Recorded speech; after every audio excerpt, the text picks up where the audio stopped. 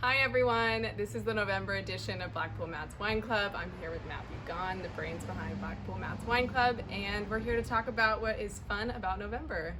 Yeah, we've got 3 wines to try again, and these are in different people's shipments, a couple of whites and a red. All wines which I think will go well in this kind of autumnal weather, and also with Thanksgiving. So we're going to talk about the wines and also some of the food pairings that I've recommended, because each wine has its own info sheet with food and different music. So in the last video we talked about the music pairings.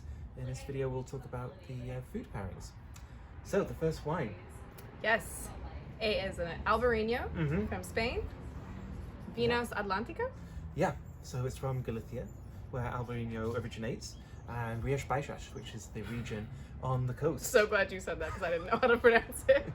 And Rías Baixas refers to the kind of the inlets that come in from the Atlantic Ocean and create these kind of cliffs with the water coming in.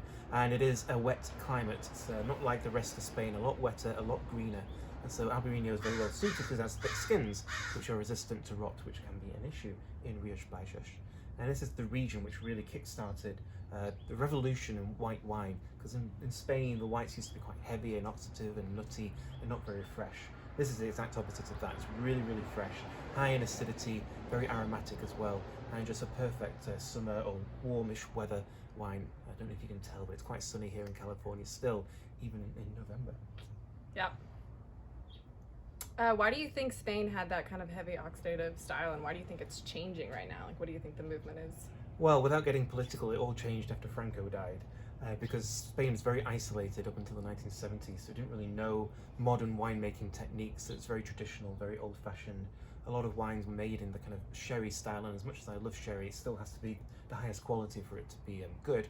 And so in Rías Baixas, Palomino, the sherry grape, was very widely planted. And then when democracy came, real opening up to the international world and how wine was made. And so people started planting Albariño again, using stainless steel, using cool fermentation to really keep the freshness. And Rías Baixas was one of the first regions to really go for that fresh international style, and people loved it. It became really, really fashionable, and people visiting Spain were like, oh, actually Spanish white wine is good now, and so it would be exported. This is awesome, by the way. Yeah. So this is the wine. It's by a producer called Alberto Orte, and he works in different regions across Spain to really work with older vines, higher elevation, kind of sites that had been left behind, to really, it's part of this revival in Spanish wine, actually looking towards the past to really kind of reinvent Spain's future. And what I like about this producer as well, I don't know if you can see, but there's always a map of Spain on the back, so you know where the wine is from. And also some information, so some tasting notes and information about the wine, which I love. I think wine should really say where they're from and what they're like and what you should expect from them. And you could probably see this in a lot of different wine clubs because it's also low intervention, kind of an organic approach to growing the grapes. Yeah, so this might be in the mixtape, it might be in the White Light, White Heat, or it might even be in the Natural Wine Club, which is You Make Me Feel Like. Yeah, so very versatile. And what food did I suggest going with this one? Gambas. Yeah, so prawns, basically. Oh, fun. That's the Spanish word. Yum. And when I was in Galicia many, many years ago, I was in a bar in La Coruña, and it's the same in a lot of bars, and you just go in and it's crunch, crunch, crunch as you walk through the bar, because there's just prawns all over the floor, all the shells that people just discard on the floor, and you just have to stand there and crunch them as you drink your Albariño.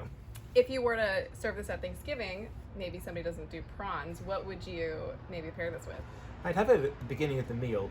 This is really high in acidity, so I think it can cut through a lot of those rich, fatty foods that you get at Thanksgiving. So even with the turkey in the main meal, yeah. I think this would be really refreshing and kind of lift the meal and stop it being too heavy, because the food in Thanksgiving is pretty intense.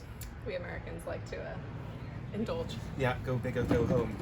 So yeah, it's all about the acidity of this wine. It's just so, it's just really crisp, and it just cuts through a lot of those fatty foods. So, yeah. Super very versatile. Yeah, I really enjoy this wine, and it's actually really good value as well. It's only $18, which I think for a wine of this quality really hits home. Yep. So I think we're gonna move into the Viognier that we brought, which Yeah, so Viognier is not my favourite grape, I have to admit. And it's very difficult here in California to find the right site. So Viognier is a tricky grape. And just to give some context, back in the 1970s, there were just about 15 hectares of Viognier planted in the entire world. That was my fun fact. I stole your thunder. Go ahead. But it really revived in the 1980s onwards. So the appellation for Viognier in France is Condieu. And that became fashionable, and people started planting it in California. So now there's over 1,000 hectares in California alone. But it is tricky because you need to get Viognier ripe, but when you get it ripe, it loses the acidity and it can gain alcohol. So you need the exact right site for Viognier. Otherwise, it becomes too flabby, too high in alcohol, and lacking acidity. And this one's from the San Francisco Bay. I don't know if you mentioned that, which is kind of wild, especially from being in California. You never think of SF San Francisco as being a grape growing region, and so this one I think is planted by Oakland, which is also just kind of mind blowing to think of a vineyard in Oakland. But yeah, it's still there. I think the owner could sell it and make a pretty penny, but it's still there. And there are like pockets of vineyards in San Francisco Bay that kind of survive, that haven't been built over. But this one's very unusual, and I think it's quite a well-kept secret. Not many people know about it. So the winemaker is Alex Young, and you can see from the label, there's nothing on it. So it's called Blank Space, and for her it's all about as little intervention as possible. So she puts the information actually on the back, and she does encourage people to draw on the label as they drink the wine. And so she's about finding these unusual sites and just doing as little as possible for the wine to express itself. yeah, it's great. Yeah. And it's 13.9% alcohol, but it doesn't taste that. Yeah, and when I tasted this wine with her, I mentioned that. I was just like, wow, the alcohol's a lot higher than I was expecting. Mm-hmm. So it's got that ripeness. Yeah, no. And it's got the fruitiness. It's nice and rich and creamy, as you'd expect from Viognier. But because it's coming from that cooler site in San Francisco Bay, it's maintaining the acidity. I think this is really nicely balanced. Yeah, my mom's a Chardonnay drinker, and I would definitely point her this way. I think she would love it. Yeah, it's got that nice rich creaminess, but more aromatic than Chardonnay, more floral, Yep. more peachy.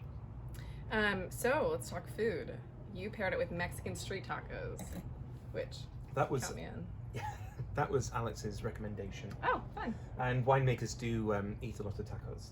There's always a tacos truck near a winery, Very I've true. found. Very true. But you're from California, so you talk to me about Mexican street tacos. Oh my God, they're awesome. I mean, they're little bite-sized food, and let's see. Yeah, I think they would go great. Mm-hmm. So it's just kind of that, the richness of the wine, but also the slight spiciness of the wine. I think the acidity is high enough that it would kind of cut through some of the spices and texture of the food. Yeah, I think it would stand well with it. So I guess, I mean, I don't know if a lot of people are going to have street tacos for Thanksgiving, so if we wanted to put this on the Thanksgiving table, what would you pair it with? Again, this is going to go so well with turkey and the cranberry sauce, I think, because it's got that richness and it's just going to pair very well with the richness of the food, but it's not too heavy, so you still get that refreshing mouthfeel. I mean, this is a really delicious wine, I think. It's just got really nice texture to it, and I'm getting hungry just drinking it. I know. It's just that kind of wine. It makes you want to eat food. Yeah. And I think that's what good wine should do. Makes you want to eat food, just as good food makes you want to drink wine. Very true. Two go together perfectly. Mexican street tacos are kind of just like a version of stuffing, right? Yeah. It's just kind of everything mushed together. And I can We're imagine fine. in California people will still have tacos on Thanksgiving. That's our appetizer. Yeah. Great. So, third one, we're going into Beaujolais, France, with, he will pronounce it.